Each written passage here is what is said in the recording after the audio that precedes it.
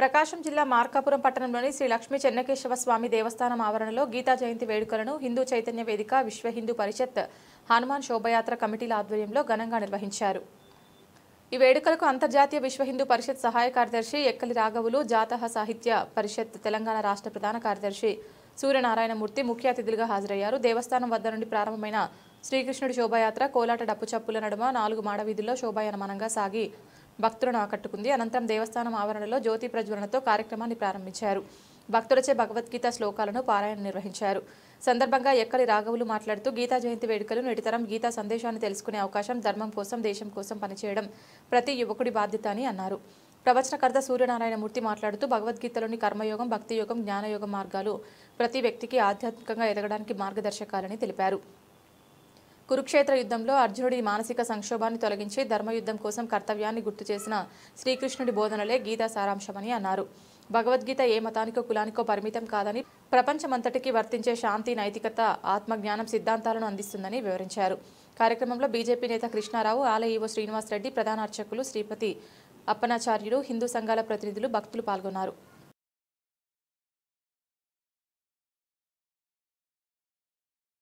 వింటారో వినరో అని డౌట్, పిల్లలైతే వింటారు. ఎందుకంటే పెద్దవాళ్ళు వాళ్ళ జీవితాన్ని చూసేశారు కాబట్టి తర్వాత తరాన్ని మనం చేతిలోకి తెచ్చుకోవాలనేటువంటి ఆశ ఒకటి ఉంటుంది. అందుకని భగవద్గీత అర్జునుడికి చెప్పాడు తప్ప ధర్మరాజుకి చెప్పలేదు కృష్ణుడు. ధర్మరాజు పెద్దవాడు, వాడికి చెప్పు కూడా వేస్ట్, వినడు, పెద్దవాడు వినడట కృష్ణుడు ఉద్దేశం. అందుకని ధర్మరాజునే అర్జునుడిని పట్టుకున్నాడు. ఇప్పుడు అర్జునుల్లో ఉన్నటువంటి పిల్లలందరికీ మాట చెప్తా, పెద్దవాళ్ళు కూడా వినండి. మనం ఏదైనా పని చేయాలి అంటే మనందరిలో ఉండేటువంటి ఆలోచన శక్తి ఒక్కసారిగా నెగిటివ్ లో పడిపోతుంది. నెగిటివ్ అంటే అనుమానం, మన మీద మనకే అనుమానం. ఈ పని చేయగలరా అని అడిగితే నేనా అంటాం, నేను ఈ పని చేయాలా అంటాం, మన మీద మనకే. ఎప్పుడు కూడా గుర్తుపెట్టుకోండి పెద్దలారా, ఒక విషయం, మనందరిలో ఉండేటువంటి ఒక దుర్గుణం ఏంటంటే ఆత్మ న్యూనతాభావం. నేనేం చేయగలను, నేను చాలా తక్కువ, నా వల్ల ఇది కాదు, ఇది నా వల్ల ఏ పని కాదు అనేటువంటి భావన మనలో ఉంటుంది. సహజంగా కూడా మనలో ఉన్న గొప్పతనాన్ని మనం చెప్పుకోం. సాధారణంగా మన తెలుగు భాషలో ఒక మాట ఉంది, గమనించండి. ఎవరైనా ఒక ఇల్లాలు మంచి చీర కట్టుకొని వచ్చారనుకోండి, ఆ చీర బాగోలేదనుకోండి, వదిన ఈ చీర ఎలా ఉంది అంటే అవతలావిడ నా మొహంలా ఉంది అన్నారు. ఈ నా మొహంలా ఉండడం ఏమిటి అంటే ఆవిడ మొహం అంత దరిద్రంగా ఉంటుందనా? ఎవరైనా ఏదైనా ముగ్గు పెట్టారనుకోండి, ఎలా ఉంది, బాగలేదని చెప్పండి, బాగలేదంటే బాగలేదని చెప్పండి. కానీ నా మొహంలా ఉంది అంటాం, అంటే మన మొహం అంత బాగలేదని మనకే ఒక అపనమ్మకం. అవునా? ఈ అపనమ్మకాన్ని తీసి బయటపడేయండి. మనం చాలా ఉత్తమమైనటువంటి వ్యక్తులం.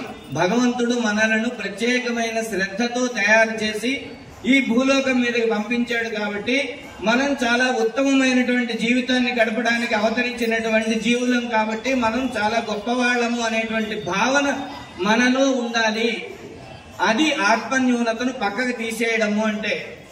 నేను పాఠశాలల్లో పిల్లలకి చెప్తూ ఉంటాను, 3 అక్షరాల మ్యాజిక్ ఒకటి ఉంది. 3 అక్షరాలు ఇంగ్లీష్ అక్షరాలతో చెప్తూ ఉంటాను, జాగ్రత్తగా మనసులో ఊహించుకోండి.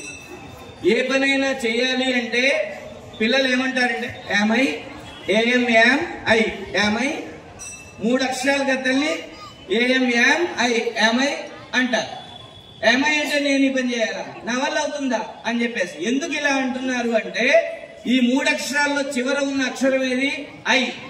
ఐ అంటే నేను, నాకు నేను ఇంపార్టెన్స్ చాలా చివర ఇచ్చుకుంటున్నాను.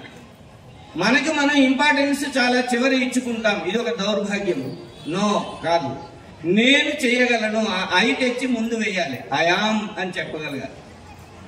ఆ ఐని తెచ్చి ముందుకు వేయగలిగితే ఆత్మజ్ఞానం ఉన్నట్టు లెక్క.